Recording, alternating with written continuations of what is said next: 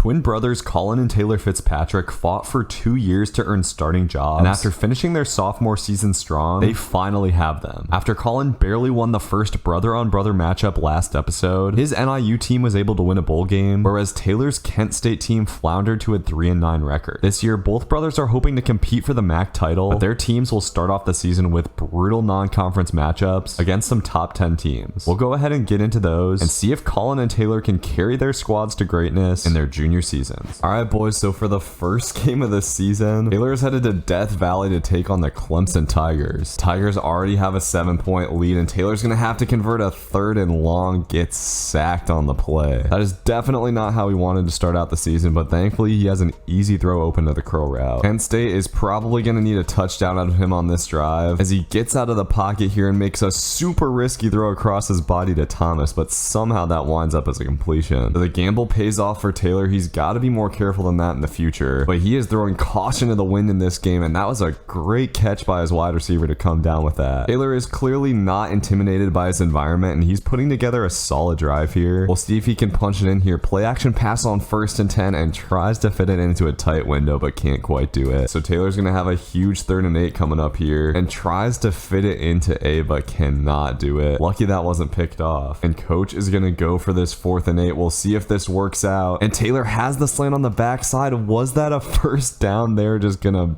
barely mark that where it needs to be. Taylor is fighting for his life early on in this game, keeping it on the read option, and it's clear the run game is probably not going to go anywhere today. On 2nd and goal, he's going to try to pass it in, might have the slant route open here and gets it out just in time, but his receiver drops it. All right, it'll be a huge 3rd and goal. Looks like zone coverage from Clemson, and Taylor's going to try to throw it to the out route, but it gets swatted away, and we'll see what coach decides to do here. He is going to go for it on 4th and goal, a ballsy call, and Taylor's going to have to convert. Finds the slant, and this time it gets caught. Trell Harris for the touchdown. Let's go. Unfortunately, after all that effort, this defense cannot get a stop, and Taylor's got to stop making dangerous throws. But it honestly might be hard for him to move the ball if he doesn't. A great route combo, and Fourier is going to get 30 yards out of it. Taylor's showing that he can make some throws against a tough defense here, and he's going to get out of the pocket. Definitely looking faster than last season. He was trying to find B, but just not enough time, and those kind of sacks are drive killers. Now Taylor's really going to have to make some magic. He's trying to get out of the pocket again, throws across his body to Y, but it won't work out. I'm just not sure if this Kent State offense has the juice to hang with this Clemson team, and Taylor's attempt at the timing route goes way out of bounds. Clemson's offense has looked absolutely unstoppable so far, and Taylor's going to have to lead a quick drive to keep his team in the game. So we'll see what he can cook up. He's going to take the out route here, a really nice throw to get it over the DB's head. Definitely a different feel when you have the option to hot route, as Taylor's got the easy throw to A there. Now we're rolling a little bit. I'm pretty sure the Golden Flashes are going to get the ball coming out of halftime, so they'll definitely still be in this game if Taylor can punch this in. They'll let time tick way down. Don't want to give Clemson any chance to score here, as he'll step up in the pocket and slide after a short gain. And he has really let time tick down. Now he's got to finish the job. Stepping up again, and this time he'll put his head down and get into the end zone. Let's go. Taylor Fitzpatrick looking like a dual threat quarterback in Death Valley. All right, this Kent State team is alive coming out of halftime. If Taylor could get an upset today, it would be beautiful. Definitely going to need to come out of half with a touchdown, but this offense is starting to slowly find a rhythm for big gains. Taylor's really starting to figure out what to do with these hot routes here. Going to get out of the pocket and just hit the halfback wheel for an easy gain. Now we are cooking. Would obviously be ideal if we could score quickly here. Taylor's got to make sure to avoid mistakes though. That cornerback made a great play on the ball. We're going to rock with some timing routes here. The corner route is going to get open, I thought, but Wiggins gets his paws on it. Really lucky that wasn't picked off. Probably would have been a big gain if I led dude upfield, but Taylor's going to have the out route wide open on 3rd down for a big pickup. And I feel like this empty set should be money for Taylor, as he's got a wide open Fisher. Go, bro. Get into the end zone on that. Come on now. I'm going to go ahead and hurry it up. I like that look, but Taylor doesn't see anything he likes. He's flushed from the pocket, trying to get into the end zone on the scramble, and does his 2nd rushing touchdown on the day, and we are lucky the boy did not fumble there. And defense kind of gets its first stop of the day, holding Clemson to a field goal. Taylor's got to take advantage with another touchdown drive, but he will throw his first pick of the game to Trotter. Absolutely brutal. I thought we had dude open, but Taylor just didn't put enough air under the ball. Okay, defense holds Clemson to another field goal though, and we get a return touchdown. Clemson will get a touchdown on the next drive though. Now it is officially crunch time, and Taylor gets swarmed in the pocket. This team is definitely going to need some splash clutch plays to win this game, and RB is open here. A great throw by Taylor gets dropped. You gotta be kidding me, bro. At this point in the game, we just gotta gun it, man. 3rd and 18, and we got 4 verts. Taylor gets out of the pocket and has Fisher wide open, but dude, brick hands it. Are you kidding me? All right, it's gonna have to be a prayer on 4th and 19. Taylor has a guy open again, but this time he overthrows it, and that should probably do it for this one. It was a good effort, but sadly the Kent State boys could not quite come through. I thought Taylor had a pretty good game. He just could not make it happen with a crappy offense and not so good receivers. Taylor finishes the day with 270 yards passing touchdown, and that interception was pretty killer. Also added 2 rushing touchdowns on the day, but took way too many sacks. So now it's time to open up Colin's season. I'm hoping his doesn't get off to as tough of a start as Taylor's, and it might be getting off to a great start. He is down the sidelines with just 1 man to beat. He does get caught, but it'll be a 54-yard rush on the opening play. That's about as exciting of a start as Colin could have asked for, and on 2nd down, he doesn't look too tired, showing a little bit of shake. Colin does not look scared by the moment facing off against an SEC team as he fights for the pylon, cannot quite get in there. And coach is going to give him a goal line dive to close out the drive. It was all Colin, and we might have the Wildcats on upset alert. To add to that, this Northern Illinois defense starts things out with an interception, so the supporting cast around Colin might be really solid as well. He's got 74 yards already halfway through the first quarter. And for the first time this game, the Huskies are passing in and out of a heavy set. Colin improvising out of the backfield, and he is seriously the only offense this team has right now. But the way things are looking so far, he honestly might be the only offense they need. He is consistently getting 10 yards a carry. But interesting enough, it looks like coach is going to try to pass for it on the goal line. Colin wide open out of the backfield, and that works out perfectly. I do not know how you lose our boy. This is off to an electric start. Kentucky has started stacking the box, so I think it's going to be a little bit tougher sledding from here on out. Hopefully Hampton can find a way to take the top off this defense, and he throws a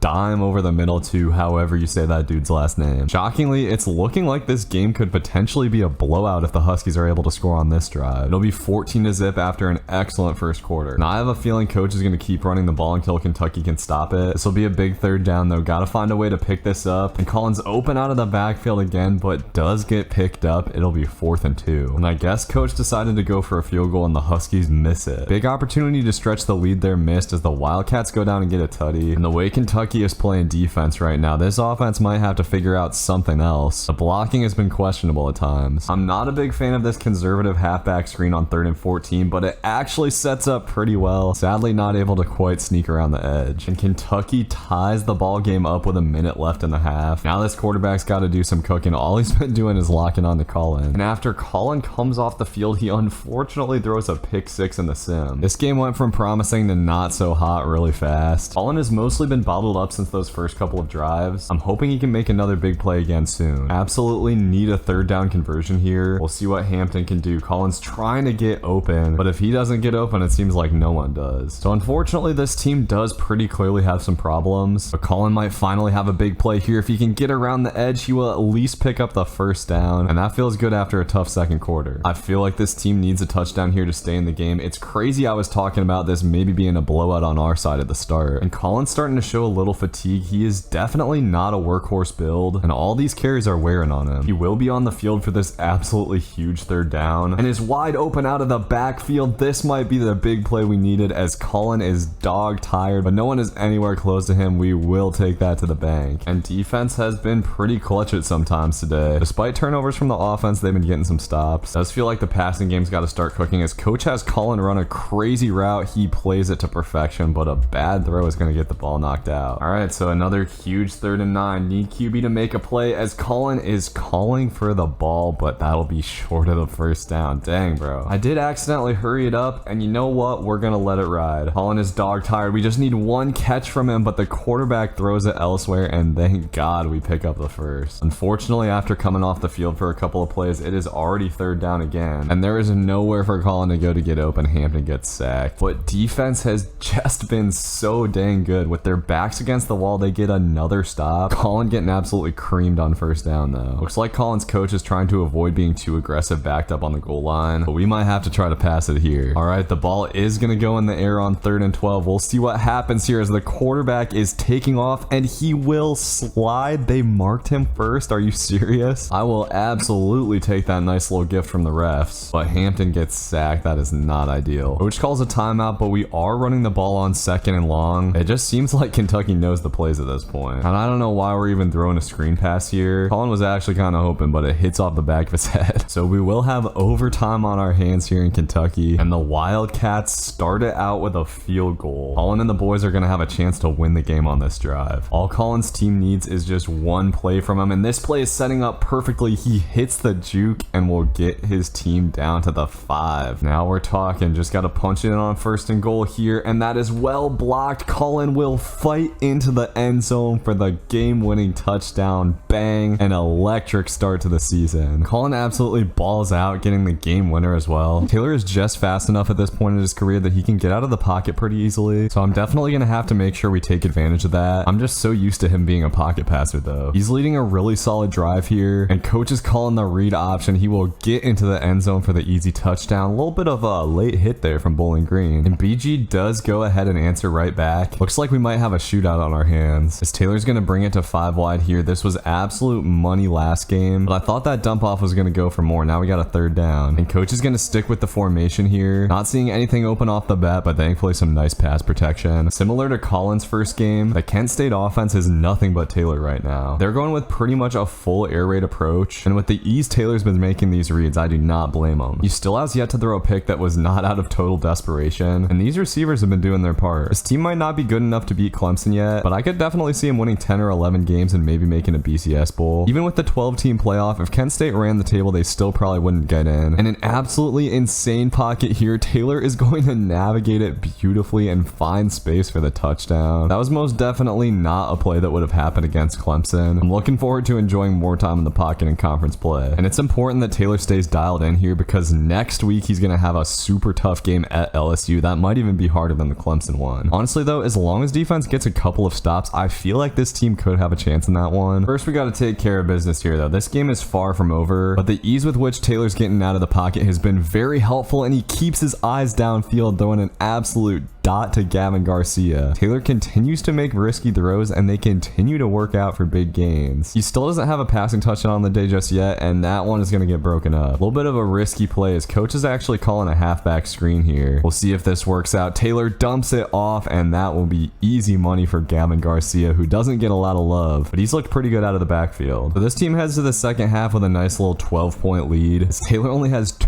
incompletions so far. He's been putting up elite numbers with the slightest of ease. And man, this pass rush is just terrible. Taylor's going to get out of the pocket again. I was kind of hoping for something to come open downfield, but Taylor is going to put his head down and truck a guy. Taylor Fitzpatrick is looking like a football player. His 3rd rushing touchdown of the day. So this team has a commanding lead at this point in the game. I think the coach would want to run a little bit of clock here. At this point, Taylor's arm is going to be tired before he gets to next week, but he'll just keep on dialing up these mid-range dots. I gotta say, boys, I am a pretty big fan of these Kent State uniforms, and Taylor might have something over top here. Let's go ahead and take a shot. Floria has it and drops it. Dang it, bro. That was one of the best throws of Taylor's career. I just wanted to see if our boy had that in the bank. I've been so consistently impressed with his accuracy. Still have yet to see him dial up a true deep ball. We'll see if he tries one here. He is gonna float it to A, and thankfully dude didn't turn his head around. Based on this game, Taylor's looking like he could honestly be some kind of dual threat quarterback. I guess he's got some Patrick Fitzpatrick in him after all. I do want to at least get our guy one more touchdown before we get out of here, and Y is wide open. This time Flourier does not drop it, as Taylor is over 300 yards passing on the day, and it looks like Mr. Coach is gonna give him one more possession. We'll see if we can keep up these clean stats, and the drag looked wide open. I should have thrown it a little sooner. I do think we'll probably see a little bit more of that QB run here, but I guess they were expecting it. This might be the last play of the game for Taylor if he can't pick it up, and he's going to get out of the pocket again. We'll see if he can find something deep. He will tightrope down the sideline, putting his head down. Taylor Fitzpatrick is tougher than he looks. Remember, this boy is 5'9". Taylor has just grown tremendously as a player since that first year at Space Force, and coach is going to let him try to dial up a deep ball before he gets out of here. He will chuck it deep to RB. This is a 50-50 ball, but dude comes down with it. I continue to be impressed by these receivers, man. Could have easily been Taylor's first legit pick on the season. Instead, he will get one more touchdown pass to Jameel Gardner here. Turned out to be an excellent game, as Taylor finishes the game with 6 total touchdowns and almost 400 yards. Taylor and the boys will be taking on LSU next. Meanwhile, Colin is taking on Florida State on the road next. After the big upset against Kentucky, we'll see if the Huskies can keep this one interesting, and that is not a good start. I think this team will have to make some plays through the air to to succeed today. Hopefully Colin can help make that happen, as I have no idea what the hell was going on that play. It looked like dude was past the line of scrimmage. So Huskies go 3 and out. Thankfully defense gets a stop, but the run is getting shut down right now. This has got to be the toughest defense that Colin's ever faced, but he has a little bit of room here. We'll see if he can turn this into something. No, he takes the big hit, and he is